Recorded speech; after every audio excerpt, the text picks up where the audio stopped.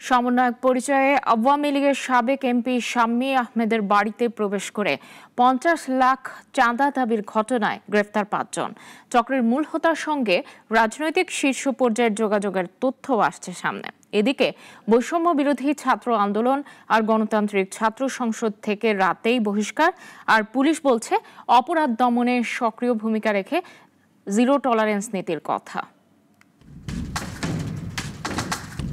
গুলশানের অভিজাত এই বাড়িতে বসবাস করতেন আওয়ামী লীগের সাবেক এমপি শাম্মী আহমেদ।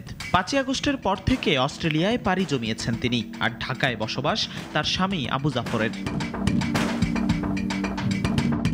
গত ১৭ জুলাই রাতে বাসায় প্রবেশ করে বৈষম্য বিরোধী ছাত্র আন্দোলন ও গণতান্ত্রিক ছাত্র সংসদের ৫ নেতা। চাঁদা দাবি করে অর্ধ কোটি টাকা, আর ব্যাগে ১০ লাখ টাকা নিয়ে বের হয় দুজন। গতকাল শাম্মী আহমেদের স্বামীর কাছে ফের চাঁদার বাকি টাকা ও স্বর্ণালংকারের দাবি করে তারা।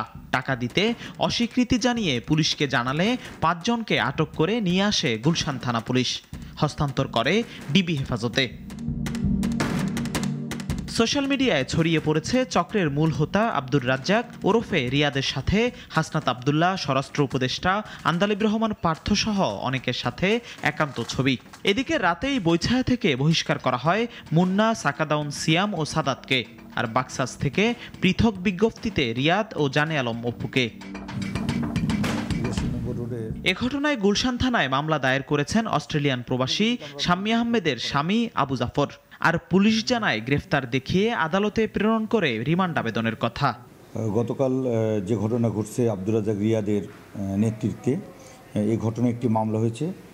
অস্ট্রেলিয়ান প্রবাসী আবু জাফর বাদী হয়ে একটি অভিযোগ দাখিল করে, চাঁদাবাজির অভিযোগ। সেই চাঁদাবাজির অভিযোগে একটি মামলা রুজু হয়েছে এবং তাদেরকে আজকে 10 দিনের পুলিশ রিমান্ডের আবেদন সহ বিজ্ঞ আদালতে প্রেরণ করা হবে।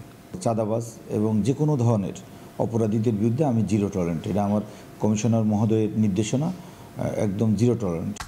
এদিকে চক্রের প্রধান গ্রেফতারকৃত আব্দুর রাজ্জাক ওরফে রিয়াদ পুলিশ সংস্কার কমিশনের সদস্য বলেও ফেসবুক পোস্টে নিশ্চিত করেছেন এনসিপির যুগ্ম সদস্য সচিব মাহিন সরকার।